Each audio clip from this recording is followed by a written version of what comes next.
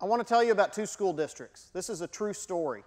These two school districts are both in the same state. In fact, they're in adjacent counties. In the first school district, the median family income is $176,000. 0 students qualify for the federal free and reduced lunch program. In the second school district, the median family income is $34,000. Over 95% of the students qualify. The wealthier school district receives $1,000 more per pupil in education funding from the state. We're talking about $7 million per year in less funding for the school and the poor community. And the education reformers will tell you that money doesn't matter.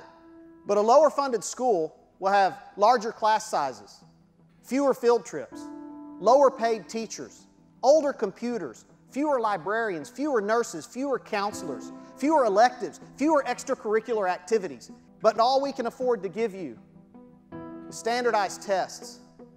And we can afford to fire your teachers, and we can afford to close your schools and privatize them. But justice, we can't afford that. Standardized tests are a poor substitute for justice.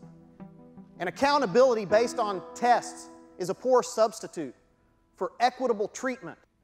I've always been astounded by the fact that the same politicians who vote to hold all of our schools accountable to the same test score targets, as though everything's equal. These are the same men and women who vote to fund our schools at vastly different dollar amounts. Educational malpractice doesn't happen in the classroom. The greatest educational malpractice in the United States happens in the state house, not the schoolhouse.